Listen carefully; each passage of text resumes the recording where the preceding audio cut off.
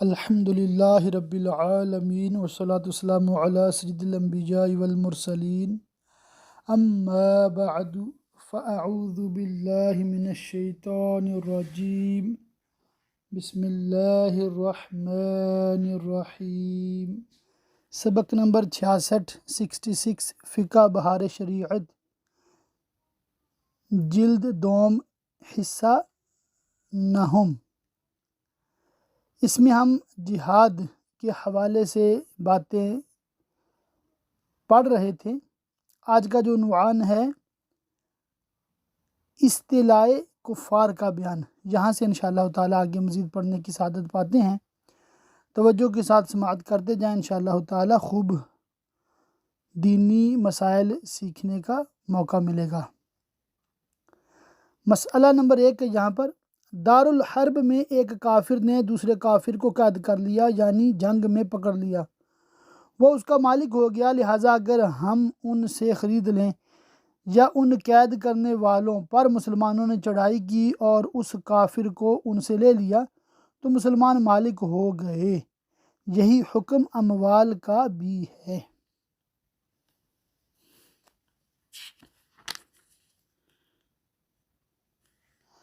مسئلہ 2، اگر حربی کافر ذمی کو دارالاسلام سے پکڑ لے گئے تو اس کے مالک نہ ہوں گے۔ وجہ یہ ہے کہ جو کافر اسلامی سلطنت میں رہتے ہیں اور جزیہ دیتے ہیں ان کو ذمی کہتے ہیں، کیونکہ وہ مسلمانوں کے مطلب حفاظت میں ہوتے ہیں۔ اس لیے اگر حربی کافر ان کو لے جائیں تو وہ ان کے مالک نہ ہوں گے، بلکہ ان کو واپس کرنا ہوگا۔ مسئلہ نمبر 3، حربی کافر اگر مسلمان کے اموال پر قبضہ کر کے دارالحرب میں لے گئے تو مالک ہو جائیں گے، مگر جب تک دارالحرب کو پہنچ نہ جائیں مسلمانوں پر فرض ہے کہ ان کا پیچھا کریں اور ان سے چھین لیں۔ پھر جب کہ دارالحرب میں لے جانے کے بعد اگر وہ حربی جن کے پاس وہ اموال ہیں مسلمان ہو گئے تو اب بالکل ان کی ملک ثابت ہو گئی کہ اب ان سے نہیں لیں گے، اور اگر مسلمان ان حربیوں پر دارالحرب میں پہنچنے سے قبل غالب آ گئے تو جس کی چیز ہے اسے دے دیں گے اور کچھ معاوضہ نہ لیں گے، اور دارالحرب میں پہنچنے کے بعد غلبہ ہوا اور غنیمت تقسیم ہونے سے پہلے مالک نے آ کر کہا کہ یہ چیز میری ہے تو اسے بلا معاوضہ دے دیں گے، اور غنیمت تقسیم ہونے کے بعد کہا تو اب باقیمت یعنی قیمت کے طور پر دیں گے، اور جس دن غنیمت میں وہ چیز ملی اس دن جو قیمت تھی وہ لی جائے گی۔ اس کے بعد مستامن کا بیان ہے۔ مستامن وہ شخص ہے جو دوسرے ملک میں امان لے کر گیا۔ دوسرے ملک سے مراد وہ ملک ہے جس میں غیر قوم کی سلطنت ہو، یعنی حربی دارالاسلام میں یا مسلمان دارالکفر میں امان لے کر گیا تو مستامن ہے۔ مسئلہ نمبر 1، دارالحرب میں مسلمان امان لے کر گیا تو وہاں والوں کی جان و مال سے تعرض کرنا اس پر حرام ہے۔ تعرض مطلب بے جا مداخلت، جان اور مال پر بے جا مداخلت، اس پر حرام ہے کہ جب امان لی تو اس کا پورا کرنا واجب ہے۔ یوں ہی ان کافروں کی عورتیں بھی اس پر حرام ہیں، اور اگر مسلمان قید ہو کر گیا ہے تو کافروں کی جان و مال اس پر حرام نہیں، اگرچہ کافروں نے خود ہی اسے چھوڑ دیا ہو۔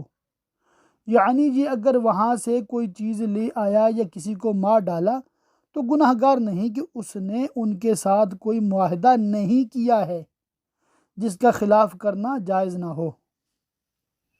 اس کے بعد مسئلہ نمبر 14 ہے، جو جگہ دارالحرب ہے اب وہ دارالاسلام اس وقت ہوگی کہ مسلمانوں کے قبضہ میں آ جائے اور وہاں احکام اسلام جاری ہو جائے، اور دارالاسلام اس وقت دارالحرب ہوگا جب کہ یہ 3 باتیں پائی جائیں۔ نمبر 1، کفر کے احکام جاری ہو جائیں اور اسلامی احکام بالکل روک دیے جائیں، اور اگر اسلام کے احکام بھی جاری ہیں اور کفر کے بھی تو دارالحرب نہ ہوا۔ نمبر 2، دارالحرب سے متصل ہو کہ اس کے اور دارالحرب کے درمیان میں کوئی اسلامی شہر نہ ہو۔ نمبر 3، اس میں کوئی مسلمان یا ذمی امان اول پر باقی نہ ہو۔ اس سے معلوم ہوا کہ ہندوستان بحمدہ تعالی اب تک دارالاسلام ہے۔ بعضوں نے خواہ اسے دارالحرب خیال کر رکھا ہے۔ یہاں کے مسلمانوں پر لازم ہے کہ باہم رضامندی سے کوئی قاضی مقرر کریں کہ کم از کم اسلامی معاملات جن کے لیے مسلمان حاکم ہونا شرط ہے اس سے فیصلہ کرائیں، اور یہ مسلمانوں کی بدنصیبی ہے کہ باوجود اس کے کہ انگریز انہیں اس سے نہیں روکتے، پھر بھی انہیں احکام شرعیہ کی اجرا کی بالکل پرواہ نہیں، اجرا کی یعنی جاری کرنے کی۔ عشر و خراج کا بیان۔ زمین عرب اور بصرہ اور وہ زمین جہاں کے لوگ خود بخود مسلمان ہو گئے اور جو شہر قہرن فتح کیا گیا اور وہاں کی زمین مجاہدین پر تقسیم کر دی گئی، یہ سب عشری ہیں۔ عشری وہ زمین جس کی پیداوار سے عشر ادا کرنا لازم ہو، عشر کہتے 10واں حصہ 10%۔ اور بھی عشری ہونے کی بعض صورتیں ہیں جن کو ہم کتاب الزکوٰۃ میں بیان کر آئے، اور جو شہر بطور صلح فتح ہو یا جو لڑ کر فتح کیا گیا مگر مجاہدین پر تقسیم نہ ہوا بلکہ وہاں کے لوگ برقرار رکھے گئے یا دوسری جگہ کے کافر وہاں بسا دیے گئے، یہ سب خراجی ہیں۔ خراجی مطلب وہ زمین جس کی پیداوار سے خراج ادا کرنا لازم ہے۔ بنجر زمین کو مسلمان نے کھیت کیا، اگر اس کے آس پاس کی زمین عشری ہے تو یہ بھی عشری، اور خراجی ہے تو خراجی۔ تو اس کے حوالے سے اتنا ہی مسئلہ یہاں پر کافی ہے۔ آگے ہے جزیہ کا بیان۔ یہ جزیہ کیا ہوتا ہے اس کے حوالے سے یہاں پر لکھا ہے مسائل فقہیہ۔ سلطنت اسلامیہ کی جانب سے ذمی کفار پر جو مقرر کیا جاتا ہے اسے جزیہ کہتے ہیں۔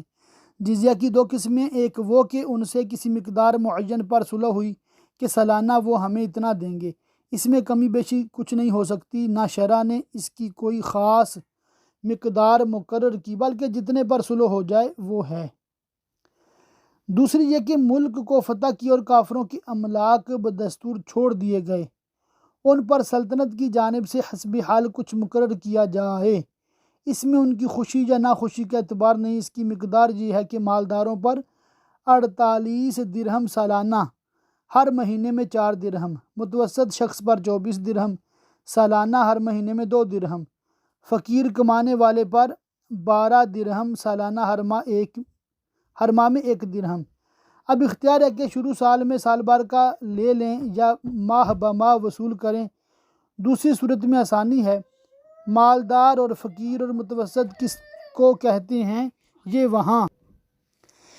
وہاں کے عرف اور بادشاہ کی رائے پر ہے، اور ایک قول یہ بھی ہے کہ جو شخص نادار ہو یا 200 درہم سے کم کا مالک ہو فقیر ہے، اور 200 سے 10,000 سے کم تک کا مالک ہو تو متوسط ہے، اور 10,000 سے زیادہ کا مالک ہو تو مالدار ہے۔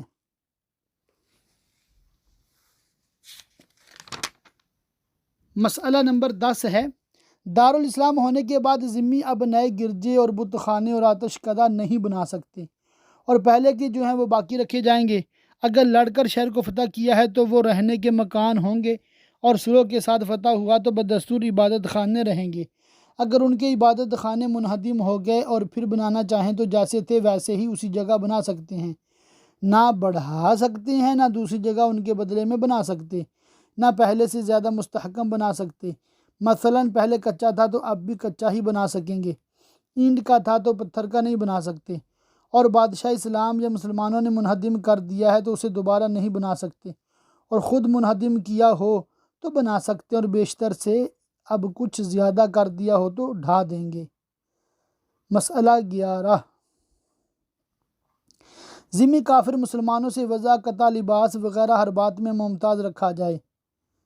ممتاز کا مطلب ہے جدا گانا، منفرد، الگ تھلگ۔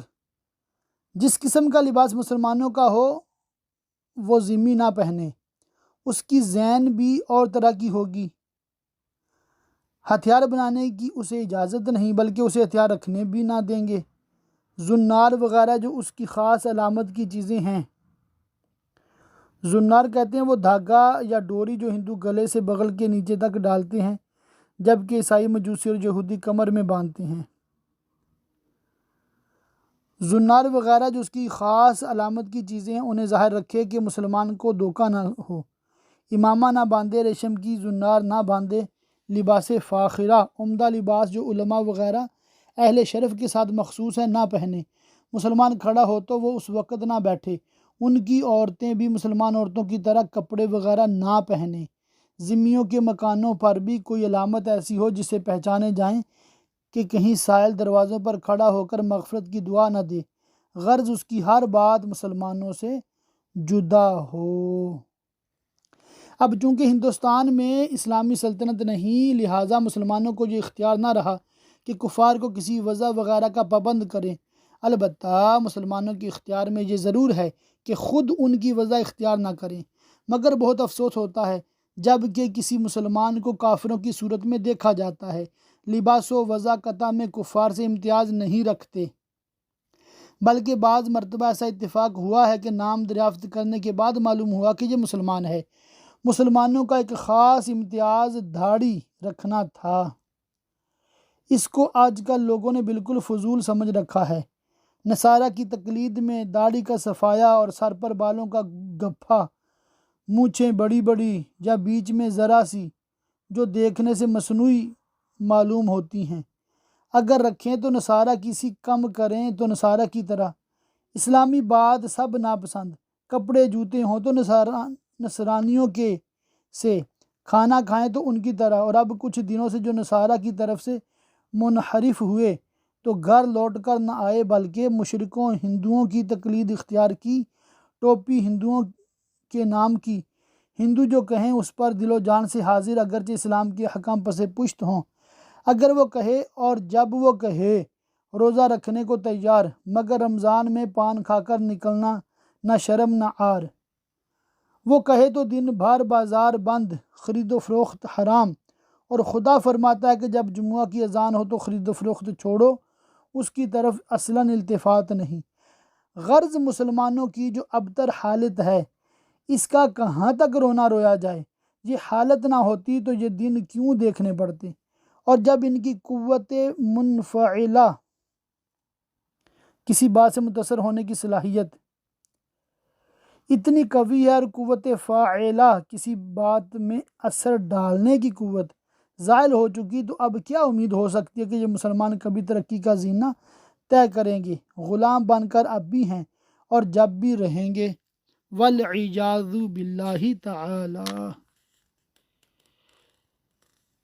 تو یہاں سے ہمیں سیکھنے اور سمجھنے کو یہی ملا ہے کہ مسلمان اپنے لباس وضع قطع ہر حال میں کفار سے الگ نظر آنا چاہیے۔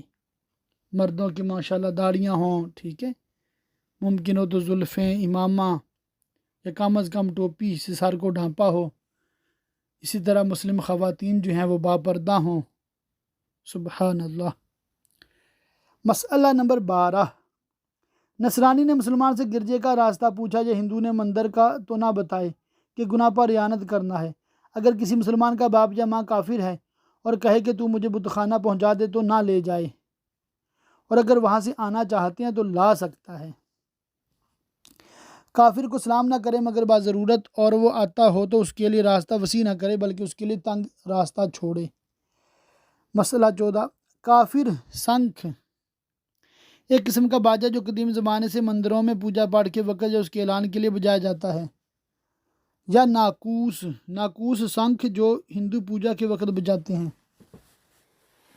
بجانا چاہیں تو مسلمان نہ بجانے دیں، اگرچہ اپنے گھروں میں بجائیں۔ یوں ہی اگر اپنے معبودوں کے جلوس وغیرہ نکالیں تو روک دیں، اور کفر و شرک کی بات اعلانیہ بکنے سے بھی روکے جائیں۔ یہاں تک کہ یہود و نصارہ اگر یہ گھڑی ہوئی تورات و انجیل بلند آواز سے پڑھیں اور اس میں کوئی کفر کی بات ہو تو روک دیے جائیں، اور بازاروں میں پڑھنا چاہیں تو مطلقاً روکے جائیں اگرچہ کفر نہ بکیں۔ جب تورات و انجیل کے لیے یہ احکام ہے تو رامائن ایک رزمیہ نظم جس میں رام چندر کی حالات زندگی بیان کیے گئے ہیں، وید ہندوؤں کی مقدس کتاب کا نام، وغیرہ خرافات ہنود ہندوؤں کی بکواسات من گھڑت کتابیں یعنی جھوٹی کتابیں، خرافات ہنود کے مجموعہ شرک ہیں، ان کے لیے اشد حکم ہوگا، مگر یہ حکام تو اسلامی تھے جو سلطنت کے ساتھ متعلق تھے، اور جب سلطنت نہ رہی تو ظاہر ہے کہ روکنے کی بھی طاقت نہ رہی، مگر اب مسلمان اتنا تو کر سکتے ہیں کہ ایسی جگہوں سے دور بھاگیں، نہ یہ کہ عیسائیوں اور آریہ کیا ہوتا ہے؟ آریہ مذہب کے اعتقاد و طریقے پر چلنے والی ہندو جماعت کے لیکچروں اور جلسوں میں شریک ہوں، اور وہاں اپنی آنکھوں سے حکام اسلام کی بے حرمتی دیکھیں، اور کانوں سے خدا و رسول کی شان میں گستاخیاں سنیں، اور جانا نہ چھوڑیں، مگر نہ علم رکھتے ہیں کہ جواب دیں، نہ حیا رکھتے ہیں کہ باز آئیں۔ مطلب اندازہ لگائیں کہ مفتی امجد علی اعظمی، جی ہاں، یہ صاحب بہار شریعت مفتی محمد امجد علی اعظمی علیہ رحمہ کس طرح مسلمانوں کو جھنجھوڑ رہے ہیں۔ مسئلہ 15، شہر میں شراب لانے سے منع کیا جائے گا۔ اگر کوئی مسلمان شراب لایا اور گرفتار ہوا اور عذر یہ کرتا ہے کہ میری نہیں کسی اور کی ہے، اور نام بھی نہیں بتاتا کہ کس کی ہے، یہ کہتا ہے سرقہ بنانے کے لیے لایا، تو اگر وہ شخص دیندار ہے چھوڑ دیں گے، ورنہ شراب بہا دیں گے اور اسے سزا دیں گے اور قید کریں گے تا وقت کہ توبہ نہ کرے۔ اور اگر کافر لایا اور گرفتار ہوا اور یہ نہ جانتا ہو کہ لانا نہیں چاہیے، تو اسے شہر سے نکال دیں اور کہہ دیا جائے کہ اگر پھر لایا تو سزا دی جائے گی۔ اس کے بعد ایک بہت ہی اہم ترین ٹاپک ہے مرتد کا بیان۔ بہار شریعت حصہ اول میں ہم نے عقائد اسلامیہ کا بیان پڑھا تھا، تو یہ چیزیں جو ہے نا، یعنی کہ ان چیزوں کا الٹ، وہاں پر اللہ تعالیٰ پر ایمان، نبیوں پر ایمان، یہاں پر یہ بتایا گیا کہ اگر ان پر ایمان نہ لایا جائے، انکار کرے تو کافر ہوتا کیسے ہوتا ہے، اور مرتد کیا ہوتا ہے، اس کے حوالے سے بہت ہی اہم ٹاپک ہے۔ آپ اس کو ضرور توجہ سے سماعت فرمائیں۔ مسئلہ 1، کفر و شرک سے بدتر کوئی گناہ نہیں، اور وہ بھی ارتداد کہ یہ کفر اصلی سے بھی باعتبار حکام سخت تر ہے، جیسا کہ اس کے حکام سے معلوم ہوگا۔ مسلمان کو چاہیے کہ اس سے پناہ مانگتا رہے کہ شیطان ہر وقت ایمان کی گھات میں ہے، اور حدیث میں فرمایا کہ شیطان انسان کے بدن میں خون کی طرح تیرتا ہے۔ آدمی کو کبھی اپنے اوپر یا اپنی طاعت و اعمال پر بھروسہ نہ چاہیے، ہر وقت خدا پر اعتماد کرے اور اسی سے بقائے ایمان کی دعا چاہے کہ اسی کے ہاتھ میں قلب ہے، اور قلب کو قلب اسی وجہ سے کہتے ہیں کہ لوٹ پوٹ ہوتا رہتا ہے۔ ایمان پر ثابت رہنا اسی کی توفیق سے ہے جس کے دست قدرت میں قلب ہے، اور حدیث میں فرمایا کہ شرک سے بچو کہ وہ چونٹی کی چال سے زیادہ مخفی ہے، اور اسے بچنے کی حدیث میں ایک دعا ارشاد فرمائی، اسے ہر روز 3 مرتبہ پڑھ لیا کرو۔ حضور اقدس صلی اللہ تعالیٰ علیہ وسلم کا ارشاد ہے کہ شرک سے محفوظ رہو گے، وہ دعا یہ ہے۔ آئیے ایک بار پڑھ لیتے ہیں۔ اللہم انی اعوذ بک من ان اشرک بک شیئا وانا اعلم واستغفرک لما لا اعلم انک انت علام الغیوب۔ مرتد وہ شخص ہے کہ اسلام کے بعد کسی ایسے امر کا انکار کرے جو ضروریات دین سے ہو، یعنی زبان سے کلمہ کفر بکے جس میں تاویل صحیح کی گنجائش نہ ہو۔ یوں ہی بعض افعال بھی ایسے ہیں جن سے کافر ہو جاتا ہے، مثلا بت کو سجدہ کرنا، مصحف شریف کو یعنی قرآن پاک کو نجاست کی جگہ پھینک دینا، معاذ اللہ۔ مسئلہ 2، جو بطور تمسخر اور ٹھٹے کہ کفر کرے گا وہ بھی مرتد ہے، اگرچہ کہتا ہے کہ ایسا اعتقاد نہیں رکھتا۔ مسئلہ 3، کسی کلام میں چند معنی بنتے ہیں، بعض کفر کی طرف جاتے ہیں، بعض اسلام کی طرف، تو اس شخص کی تکفیر نہیں کی جائے گی،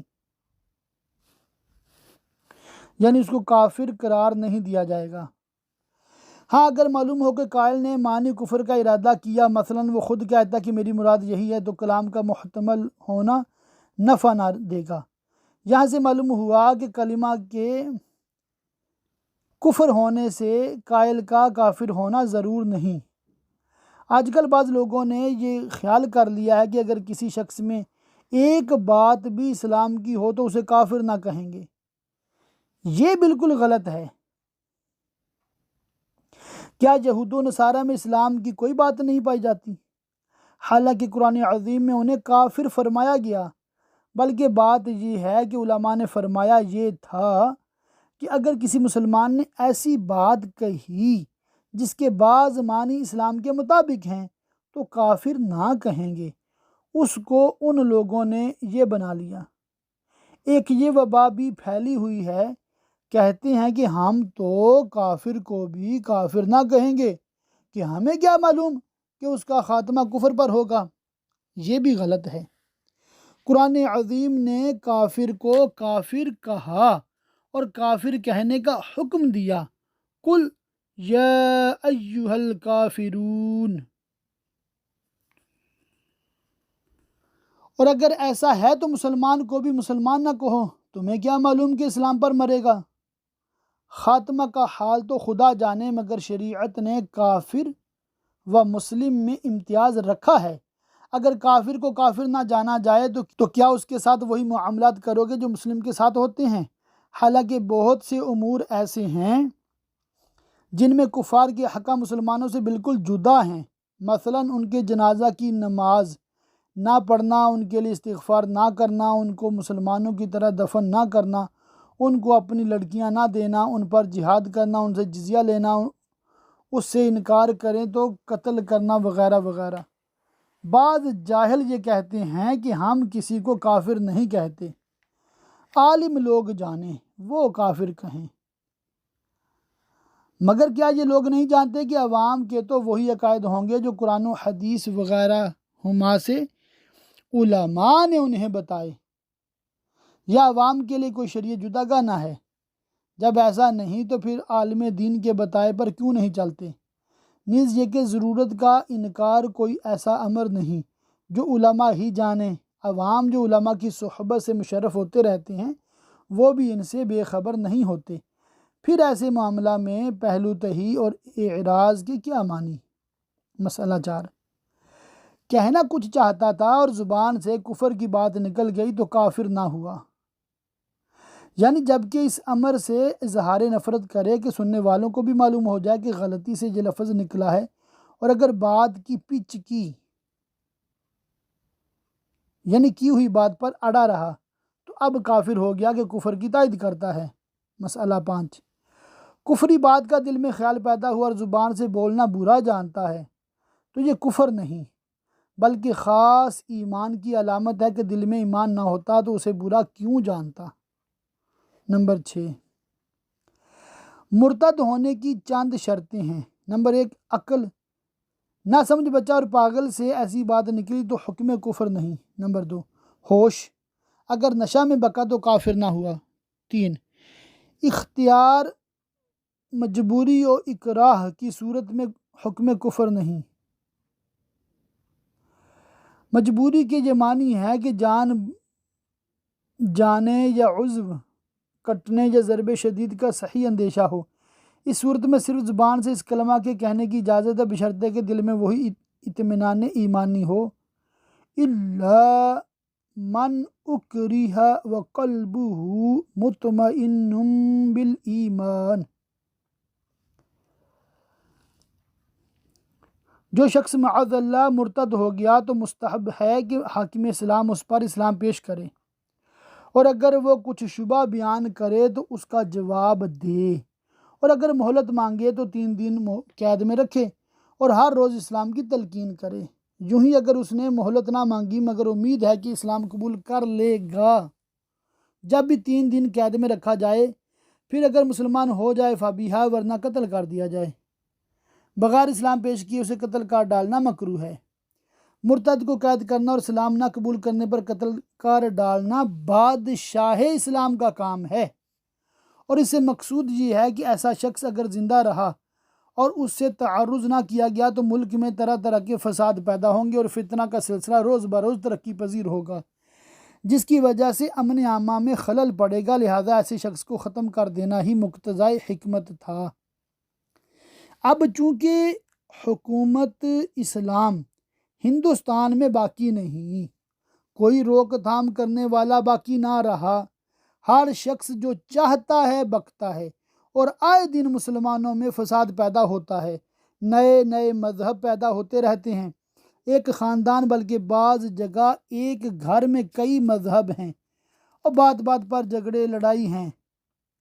ان تمام خرابیوں کا باعث یہی نیا مذہب ہے۔ ایسی صورت میں سب سے بہتر ترکیب وہ ہے جو ایسے وقت کے لیے قرآن و حدیث میں ارشاد ہوئی کہ اگر مسلمان اس پر عمل کریں تو تمام قصوں سے نجات پائیں، دنیا و آخرت کی بھلائی ہاتھ آئے۔ وہ یہ ہے کہ ایسے لوگوں سے بالکل میل جول چھوڑ دیں، سلام کلام ترک کر دیں، ان کے پاس اٹھنا بیٹھنا، ان کے ساتھ کھانا پینا، ان کے یہاں شادی بیاہ کرنا، غرض ہر قسم کے تعلقات ان سے قطع کر دیں، گویا سمجھیں کہ وہ اب رہا ہی نہیں۔ نمبر 8، کسی دین باطل کو اختیار کیا، مثلا یہودی یا نصرانی ہو گیا۔ ایسا شخص مسلمان اس وقت ہوگا کہ اس دین باطل سے بیزاری و نفرت ظاہر کرے اور دین اسلام قبول کرے، اور اگر ضروریات دین میں سے کسی بات کا انکار کیا ہو تو جب تک اس کا اقرار نہ کرے جسے انکار کیا ہے، محض کلمہ شہادت پڑھنے پر اس کے اسلام کا حکم نہ دیا جائے گا کہ کلمہ شہادت کا اس نے بظاہر انکار نہ کیا تھا، مثلا نماز یا روزہ کی فرضیت سے انکار کرے یا شراب اور سور کی حرمت نہ مانے، تو اس کے اسلام کے لیے شرط ہے کہ جب تک خاص اس امر کا اقرار نہ کرے اس کا اسلام قبول نہیں، یا اللہ تعالیٰ اور رسول اللہ صلی اللہ تعالیٰ علیہ وسلم کی جناب میں گستاخی کرنے سے کافر ہوا، تو جب تک اس سے توبہ نہ کرے مسلمان نہیں ہو سکتا۔ مسئلہ 9، عورت یا نابالغ سمجھ وال بچہ مرتد ہو جائے تو قتل نہ کریں گے بلکہ قید کریں گے یہاں تک کہ توبہ کرے اور مسلمان ہو جائے۔ یہ چند مسائل یہاں پر میں چھوڑ رہا ہوں، آپ اس کو خود سے دیکھ سکتے ہیں، بلکہ دیکھنے چاہیے اور پڑھنے چاہیے۔ اسی ٹاپک پہ امیر اہل سنت دعوت اسلامی والے جو پیر صاحب ہیں، ان کی کتاب کفریہ کلمات کے بارے میں سوال جواب، یہ تو عالم کورس اردو کے ہر اسٹوڈنٹ کو حفظ ہونی چاہیے، اتنی اہم کتاب ہے۔ اور یوں کہہ لیں کہ اس کتاب کا ایک خلاصہ یہ ہم بہار شریعت سے دیکھ رہے ہیں۔ بہت بہت اتھینٹک کتاب ہے، آپ اس کو ضرور حاصل کریں اور خود بھی پڑھیں اور دوسروں کو بھی پڑھنے کی ترغیب دیں۔ اس کتاب کا لنک نیچے ڈسکرپشن میں دیا ہے، آپ وہاں سے ڈائریکٹ ڈاؤن لوڈ کر سکتے ہیں۔ مسئلہ 33، انبیاء علیہ السلام کی توہین کرنا، ان کی جناب میں گستاخی کرنا یا ان کو فواحش و بے حیائی کی طرف منسوب کرنا کفر ہے، مثلا معاذ اللہ یوسف علیہ السلام کو زنا کی طرف نسبت کرنا۔ مسئلہ 34، جو شخص حضور اقدس صلی اللہ تعالیٰ علیہ وسلم کو تمام انبیاء میں آخر نبی نہ جانے یا حضور صلی اللہ تعالیٰ علیہ وسلم کی کسی چیز کی توہین کرے یا عیب لگائے، آپ کے منہ مبارک کو تحقیر سے یاد کرے، آپ کے لباس مبارک کو گندا اور میلا بتائے، حضور صلی اللہ تعالیٰ علیہ وسلم کے ناخن بڑے بڑے کہے، یہ سب کفر ہے۔ بلکہ اگر کسی کے اس کہنے پر کہ حضور صلی اللہ علیہ وسلم کو کدو پسند تھا کوئی یہ کہے مجھے پسند نہیں، تو بعض علماء کے نزدیک کافر ہے، اور حقیقت یہ کہ اگر اس حیثیت سے اسے ناپسند ہے کہ حضور صلی اللہ تعالیٰ علیہ وسلم کو پسند تھا تو کافر ہے۔ یوں ہی کسی نے یہ کہا کہ حضور اقدس صلی اللہ تعالیٰ علیہ وسلم کھانا تناول فرمانے کے بعد 3 بار انگشت ہائے مبارک چاٹ لیا کرتے تھے، اس پر کسی نے کہا یہ ادب کے خلاف ہے، یا کسی سنت کی تحقیر کی، مثلا داڑھی بڑھانا، مونچھیں کم کرنا، امامہ باندھنا، شملہ لٹکانا، ان کی اہانت کفر ہے۔ اہانت کیا ہوتی ہے؟ نمبر 6 کے تحت لکھا ہے توہین کرنا، جبکہ سنت کی توہین مقصود ہو۔ مسئلہ نمبر 35، اب جو اپنے کو کہے میں پیغمبر ہوں اور اس کا مطلب یہ بتائے کہ میں پیغام پہنچاتا ہوں، وہ کافر ہے۔ یعنی یہ تعویل مسموع نہیں کہ عرف میں یہ لفظ رسول و نبی کے معنی میں ہے۔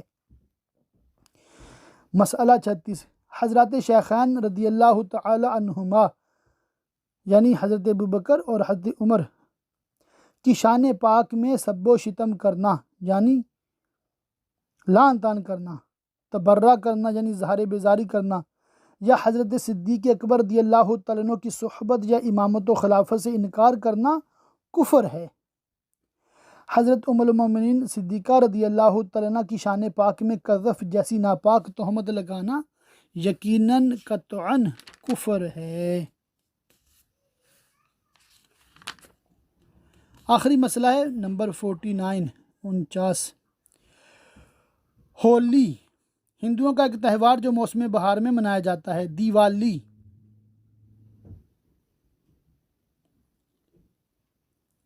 ہندوؤں کے تہوار جس میں وہ لکشمی ایک بدھ کا نام کی پوجا کرتے اور خوب روشنی کرتے ہیں۔ ہولی اور دیوالی پوجنا کفر ہے کہ یہ عبادت غیر اللہ ہے۔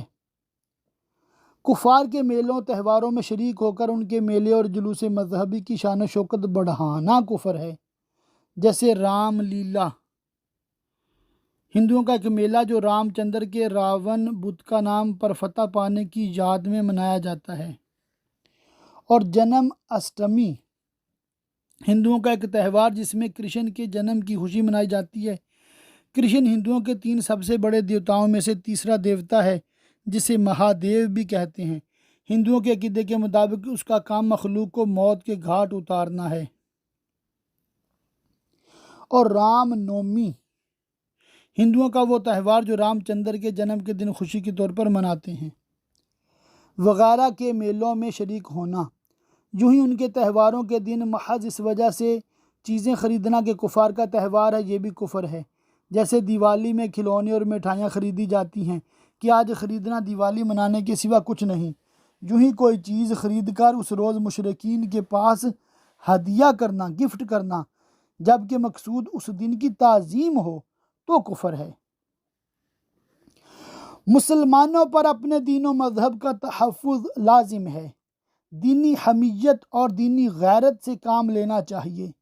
کافروں کے کفری کاموں سے الگ رہیں، مگر افسوس کہ مشرکین تو مسلمانوں سے اجتناب کریں اور مسلمان ہیں کہ ان سے اختلاط رکھتے ہیں، اس میں سراسر مسلمانوں کا نقصان ہے۔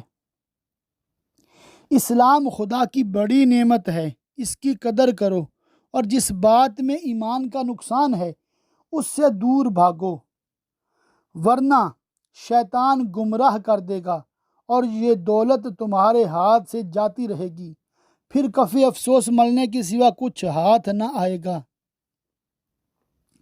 دعا کرتے ہیں، اے اللہ عز و جل تو ہمیں صراط مستقیم پر قائم رکھ اور اپنی ناراضی کے کاموں سے بچا، اور جس بات میں تو راضی ہے اس کی توفیق دے۔ تو ہر دشواری کو دور کرنے والا ہے اور ہر سختی کو آسان کرنے والا۔ وصلی اللہ تعالی علی خیر خلقہ محمد وآلہ وصحابہ اجمعین،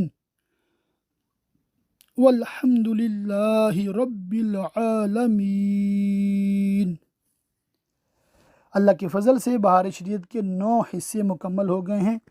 اگلے لیکچر میں انشاءاللہ تعالی 10واں حصہ شروع کریں گے۔